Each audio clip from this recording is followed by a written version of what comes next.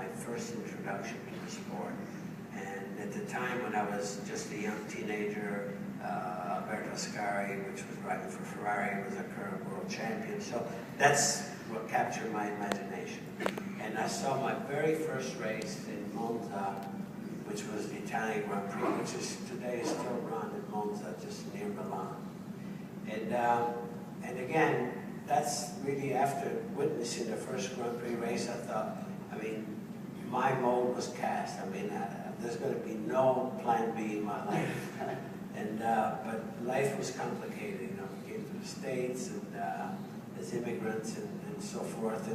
But one opportunity after the other, I tried to seize. And the long and the short is, if you can believe this or not, I won and clinched the World Championship right in Italy in 1978 in Monza after winning the race. Oh, yeah. And, I mean, that could have been, you know, when you talk about your dreams in life, there's no way I could have ever, you know, even dreamt or even thought that anything like this could have happened. So when I look back and, you know, I'm asked this question, which, you know, as I said, I didn't know you were going to ask. This is definitely one of the races that has the most meaning for me, for sure, Monza. Yeah. So you have to go there. I haven't been there, but I'm not sure if I'll make it. It's always in September. And weather is good in Italy in September. I recommend it. Okay.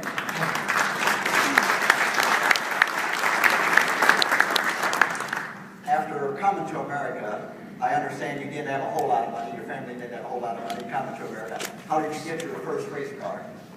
You know, we arrived here, this was 1955, I was 15 years of age, and we arrived here like on a Thursday in June 1955, and in Nazareth, Pennsylvania, which is the town where I live today, just north of Philadelphia. And it was this Sunday, a couple days later, we were at my uncle's house, and I have a twin brother, Aldo, and he and I have both obviously the same dreams, and we hear this big roar in the background at night, Sunday night, and the local track at the fairgrounds, they had stock car races, modified stock car races every Sunday night. So we hear this roar, and we look at each other, boat, you know, and it's about a mile and a half or so down the road, and we're just peeking through the fence and stuff. We see these brute cars. I've never seen, you know, a dirt track. I've never seen, you know, the modified stock car. And we're looking through there, and I think, man, this is amazing. And so close to home, and we looked at each other and said, you know, it's doable. You know, like when we saw the Grand Prix cars, I mean, it seemed like so far-fetched. I mean, just, but these cars, you know, we said, maybe we can build one of these. Well, 2 years later, in 1957, we gathered about 3 or 4 buddies, and we saved a few bucks, you know, just working after school and all that. And because we couldn't tell my dad, it was something, it's a long story, you know, I could not talk to him about racing because in those days, I mean, the sport was so dangerous that we were losing so many, and a lot of you know, publicity about the sport was about fatalities, you know, so there's no way that he would have really given us the green light on that. So we had to do it on our own. 2 years later, we started building a car, and in those days, you had to be 21 to legally race professionally. So we figured we got 4 years, you know, until we're 21, and plenty of time. Well, the car was finished by the time we were 19.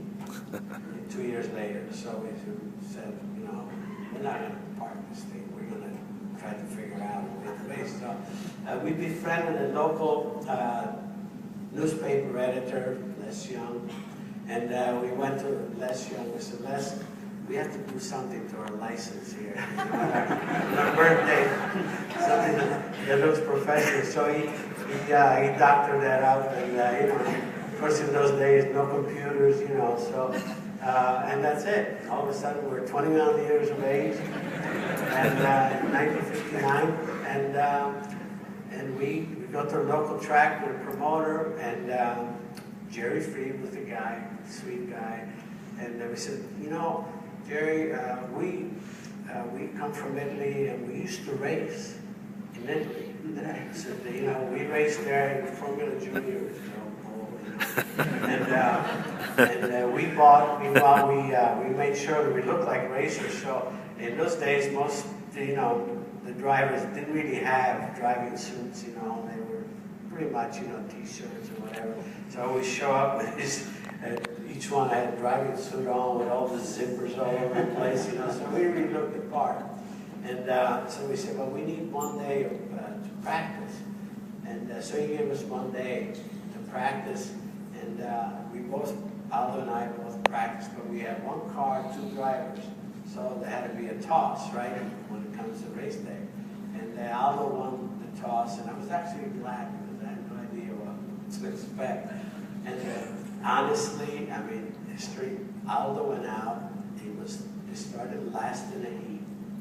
And one by one, he won the heat. Oh yeah. $25. We could cash right away. We had $1,000 invested in this, and we had to borrow $500 from the bank, which was co-signed by you know, one guy that we put on as sponsor, the local business guy. Anyway, and then he goes on, starts 29th. Feature, and he won the feature. Oh yeah, first try. First try. $150. So $175 for a first race, and that went toward our bank payments and so forth, obviously.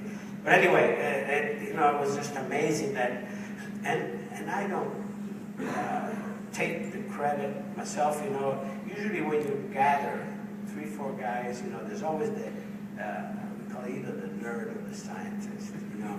And there was one guy by the name of Charlie Mitch, a great guy, who had, you know, he's the one that gave us ideas of what to do with the car. Not that we were just lucky, you know, we built this Hudson. We built something different than what they were running. In those days, it was very popular to run this 37 Fords, you know, cut down rail jobs, you know, which were very flexible. And in NASCAR, actually, Hudson was officially in NASCAR.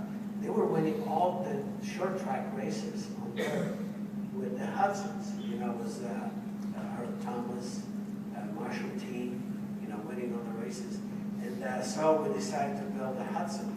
And the reason for that, Ken, that it was so good in the dirt, because it was the first car, full body car with the unit body construction, so it was very rigid torsionally, and on the dirt, you know, you put a lot of cross weight, and the car really held, so you used to pile right on the outside, you know, and do our passing.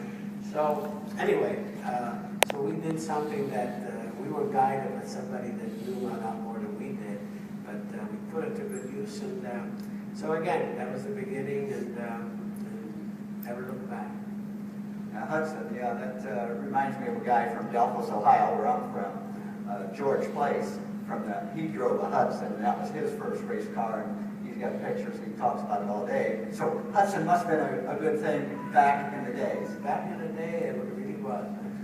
Yeah, well, great. At Phoenix in 1986, you established the first ever father and son front row IndyCar event with your son Michael, a feat you and Michael accomplished many times. Tell us what it all takes to be that good. And also, I understand you're involved in other businesses, your winery and things like that. What does it take to be that good in so many different things? Well, I mean, to answer the question of that good, it's all about focusing, you know, on what you love. And when you focus on something like that, obviously, all the energy goes to try to accomplish, you know, your most ambitious goals. For me, to be in the sport that I love so much, and then have my kids, you know, I have 2 boys and a girl, but 2 boys wanting to pursue that as a career, you know, it's I think there's no greater joy than that for a parent, just like you in your business, or many of the dealers that I visit over the country, you know, Firestone dealers that are run by families, and this stage, you know, many are second, third, fourth generation. And I mean, and this was my family business, so to speak, you know, the racing, and to have your kids pursue it, was, you know, was something that created a lot of pride. It's